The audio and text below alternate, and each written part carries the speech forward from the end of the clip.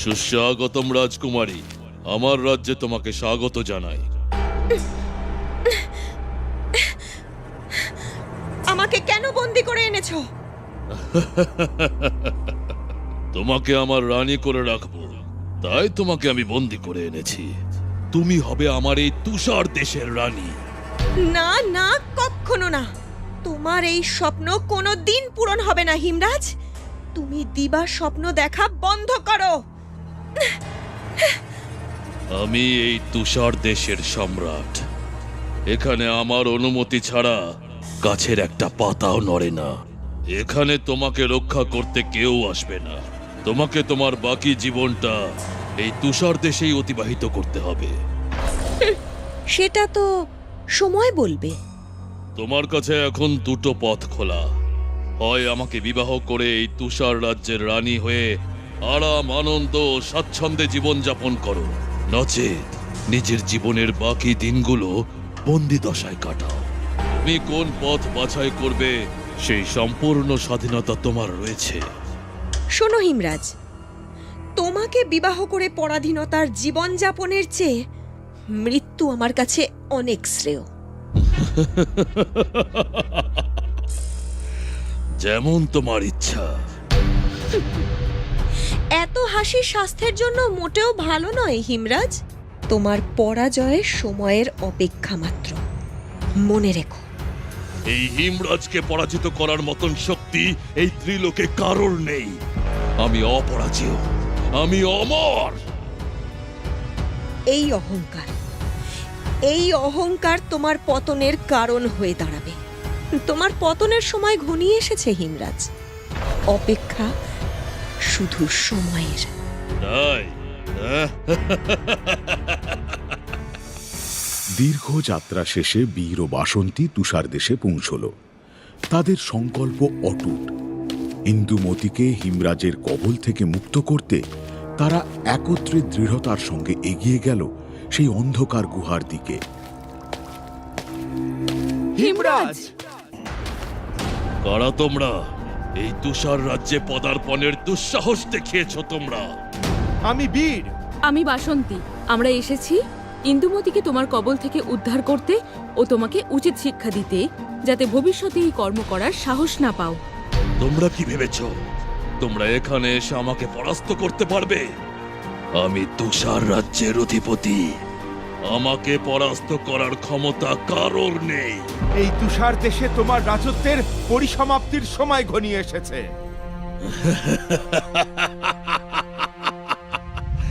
Game খেলে কেবল মজাই নয়, পেয়ে যান বিশাল আয়ের সুযোগ। মোস্ট প্লে দিচ্ছে দারুণ অফার আর অফুরন্ত সম্ভাবনা। মোস্ট প্লে বাংলাদেশ ও ভারতের সবচেয়ে মজার এবং বিশ্বস্ত গেমিং প্ল্যাটফর্ম। রেজিস্ট্রেশন করলেই পান 500 টাকা ফ্রি বোনাস। বন্ধুদের রেফার করলে আনলিমিটেড 1200 টাকার বোনাস। জন্মদিনের স্পেশাল গিফট 2000 টাকা পর্যন্ত। হেভিআইপি 10% আনলিমিটেড রিলোড বোনাস। দৈনিক পিজি স্লটে 10% ক্যাশব্যাক বোনাস। দৈনিক 650% স্লট বুস্ট 13,000 টাকা পর্যন্ত। সবচেয়ে দ্রুত ও নিরাপদ লেনদেন বাংলাদেশে বিকাশ, নগদ, রকেট, উপায় এবং ভারতে ফোনপে, গুগল পে, ইউপিআই ব্যাংকের মাধ্যমে সহজে ডিপোজিট ও উইথড্র করুন। তো পিন করা কমেন্ট থেকে বিনামূল্যে মোস্ট প্লে অ্যাপে রেজিস্ট্রেশন করুন এবং উপার্জনের যাত্রা শুরু করুন। তাহলে নিজেদের বীরত্বের পরিচয় দাও। তুমি যতই শক্তিশালী হও না কেন হিমরাজ, তোমার পতন অনিবার্য। আর একটাও কথা নয়।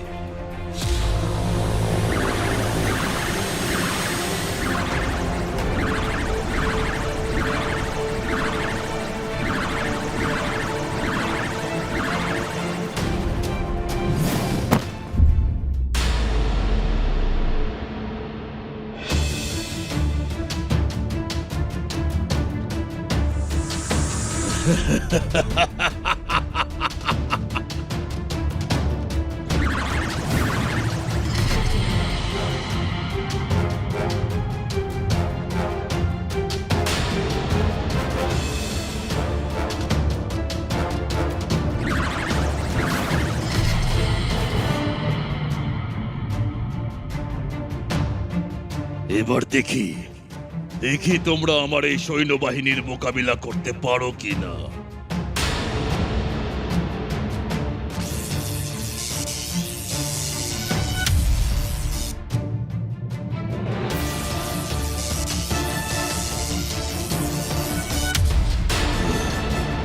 অসম্ভব। এই দুনিয়ায় অসম্ভব বলে কিছুই নেই হিমরাজ। এখনো সময় রয়েছে। ইন্দুমতিকে মুক্ত করে আত্মসমর্পণ করো। আত্মসমর্পণ?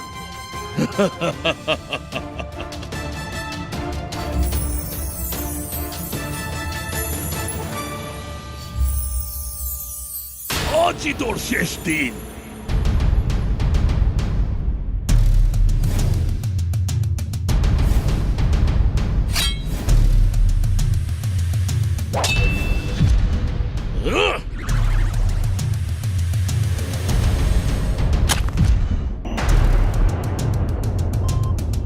বীর, তুমি আমার চিন্তা করো না, আমি হিমরাজকে ঠিক সামলে নিতে পারবো। তুমি ইন্দুমতিকে রক্ষা করো। কিন্তু তুমি। আমি কথার জালে হিমরাজের মনোযোগ আমার দিকে সম্পূর্ণরূপে আকর্ষণ করার চেষ্টা করছি। তুমি সেই সুযোগে গুহার ভিতরে প্রবেশ করবে। ঠিক আছে, তাই হোক। এখানে তোমার থাকাটা বিপজ্জনক হতে পারে। কে প্রকৃত বীর তার পরিচয় আশা করি পেয়ে গিয়েছিস। প্রাণের মায়া থাকলে এই স্থান ত্যাগ করে চলে যা। আমি একা যাব না, আমি ইন্দুমতিকে নিয়ে তবেই ফিরব। প্রকৃত বলশালী হলে আমাকে পরাস্ত করে নিজের বীরত্বের প্রমাণ দে।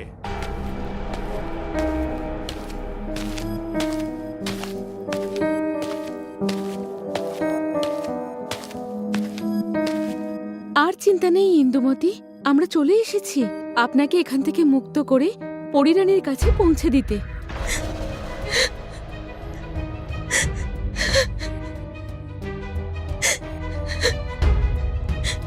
কিন্তু কিন্তু তুমি কে?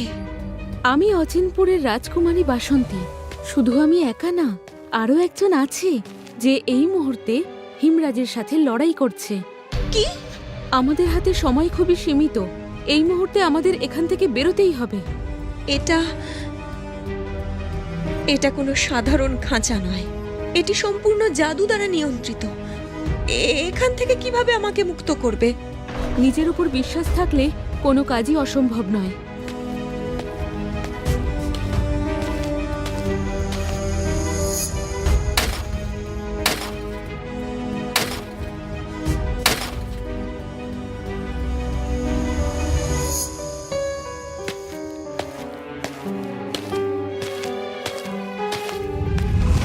আজ এই মুহূর্ত থেকে তুই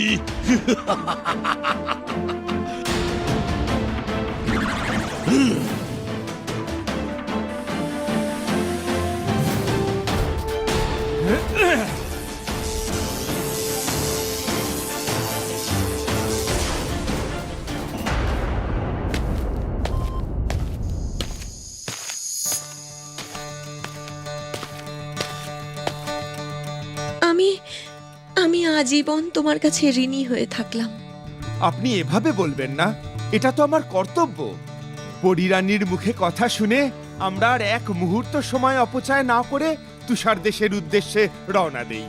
তোমরা না থাকলে হয়তো আজীবন আমাকে এই তুষার দেশে বন্দি অবস্থায় দিন অতিবাহিত করতে হতো। তোমরা আমার জীবন রক্ষা করেছো, তার জন্য শুধু আমি তোমাকে ধন্যবাদ দিয়ে ছোট করব না।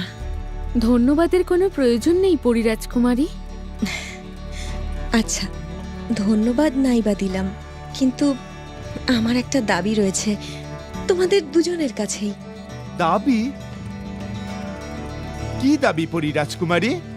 যদি আমাদের সাধ্যের মধ্যে হয়, অবশ্যই আমরা সেই দাবি পূরণ করার চেষ্টা করব। বিশেষ কিছুই না, যারা নিজেদের জীবন বাজি রেখে আমার জীবন রক্ষা করার জন্য এই তুষার দেশে ছুটে এসেছে, তাদের সাথে আমৃত্যু মিত্রতা বজায় রাখার দাবি জানাচ্ছি। আর আমার এই দাবি কিন্তু মানতেই হবে। অবশ্যই, আজ থেকে আমরা মিত্র। আমি বীরের সাথে সহমত প্রকাশ করছি। আজ থেকে আপনি আমাদের মিত্র। মিত্র বলে যখন স্বীকার করেছো, তাহলে আর কতক্ষণ তোমরা দুজন আমাকে আপনি বলে সম্বোধন করবে? এটা কিন্তু একদমই ঠিক না। আমাদের মস্ত ভুল হয়ে গিয়েছে। এখন থেকে তুমি। এবার আশা করি ঠিক আছে। এই তো, এবার একদম ঠিক আছে। আমাদের হাতে কিন্তু খুব বেশি সময় অবশিষ্ট নেই। যত শীঘ্রই সম্ভব আমাদের নীলপাহাড়ের পরিরানীর কাছে ফিরতে হবে। হ্যাঁ, একদমই তাই।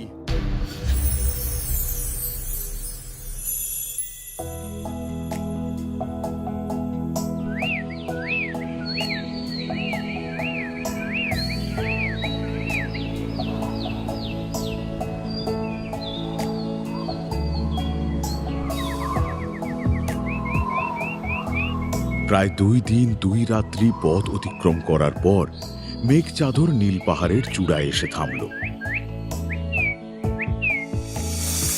আর বীর এবং বাসন্তী ইন্দুমতিকে নিয়ে পরিরানীর প্রাসাদে প্রবেশ করতেই পরিরানী চোখের কোণে এক রাশ জল নিয়ে বলল, ইন্দুমতি, আমি একদম ঠিক আছি, আমার কিচ্ছু হয়নি। বীর ও বাসন্তী আমাকে এক নতুন জীবন দিয়েছে। ঠিক বলেছিস তুই। আজ বীর ও বাসন্তী না থাকলে তোকে হয়তো আমি কোনোদিনই ফিরে পেতাম না। কিন্তু কিন্তু আমি তো এখন তোমার কাছে ফিরে এসেছি। তুমি আর চোখের জল ফেলো না। আমি জানতাম তোমরা ঠিক পারবে। পরিরানী, এই নিন আপনার তরোয়াল। তোমাদের ধন্যবাদ জানানোর মতন কোনো ভাষা আমার জানা নেই। প্রথমে আমার জাদুদণ্ড তৈরি করতে জাদুকরের বাগিচা থেকে বিশেষ গাছের ডাল এনে দিয়েছ, পরে পরে আমার মেয়েকে আমার কাছে ফিরিয়ে দিয়েছ। তোমাদের এই উপকার যে আমি কোনোদিনও ভুলবো না। তাই তাই এই সামান্য উপহারটা তোমার জন্য, বীর।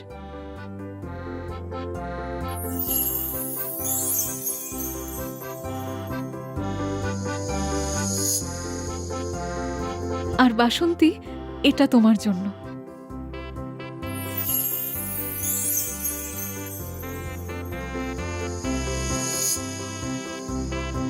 আমরা ইন্দুমতিকে আপনার কাছে ফিরিয়ে দিতে পেরেছি, এটাই আমাদের কাছে অনেক বড় পাওনা। বীর একদম ঠিক কথা বলেছে। আপনার আশীর্বাদ আমাদের কাছে উপহার হিসেবে যথেষ্ট। আমি তোমাদের ভালোবেসে এই উপহার দিচ্ছি। কেউ ভালোবেসে কোনো উপহার দিলে সেটা নাকচ না করে গ্রহণ করতে হয়।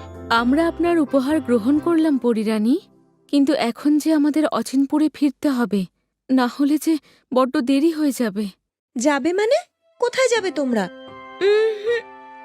এত শীঘ্রই তো আমি তোমাদের যেতে দিতে পারি না। কিন্তু ইন্দুমতি, আমাদের যে ফিরতেই হবে। ওদের আটকাস না, মা। বেশ, তাহলে কথা দিতে হবে যে মাঝে মধ্যেই এই বন্ধুর সাথে তোমাদের দুজনকেই দেখা করতে আসতে হবে। কথা দাও? কথা দিলাম। আমিও কথা দিলাম, আমরা সময় পেলেই তোমার কাছে চলে আসব। কিন্তু এখন তাহলে আমাদের বিদায় দিন পরিরানী। বাসন্তী, এই নাও সেই ঔষধ।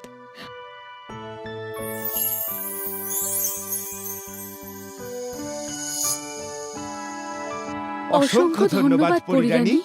আমরা তাহলে আসি ইন্দুমতি। ইচ্ছে থাকলেও আর তোমাদের আটকাতে পারবো না, তবে আশা করি শীঘ্রই দেখা হবে। কি তাই তো বন্ধু? অবশ্যই দেখা হবে।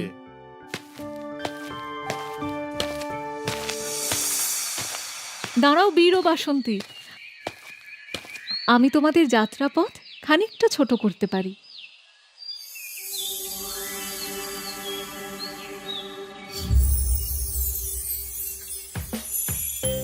ধন্যবাদ পরিরানী। তোমাদের যাত্রাপথ শুভ হোক।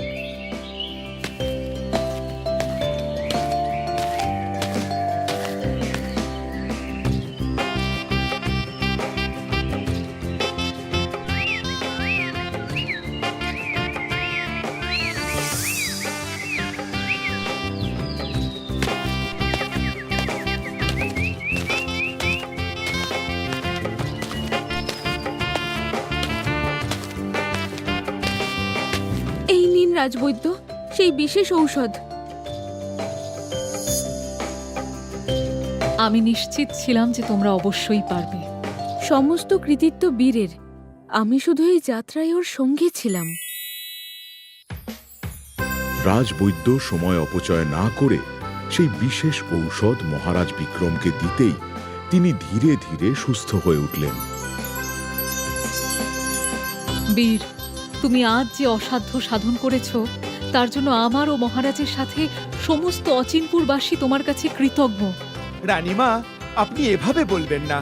আপনি ভরসা করে যে গুরুদায়িত্ব আমাকে অর্পণ করেছিলেন তা আমি সঠিকভাবে পালন করতে পেরেছি, এটাই আমার জন্য যথেষ্ট। এই যাত্রায় রাজকুমারী বাসন্তী আমাকে সহায়তা না করলে হয়তো আমার একার পক্ষেও এই কাজ উদ্ধার করা দুষ্কর হয়ে পড়ত। এই নাও তোমার পুরস্কার। তার কোনো প্রয়োজন নেই মহারাজ। তা বললে তো হয় না বাবা, তুমি আমাকে নতুন জীবন দিয়েছ। পুরস্কার দিয়ে তোমাকে ছোট করতে চাই না, কিন্তু আমি তোমার পিতৃসম, তাই এই পুরস্কার গ্রহণ না করলে আমার খারাপ লাগবে। এখন তাহলে আমাকে বিদায় দিন মহারাজ।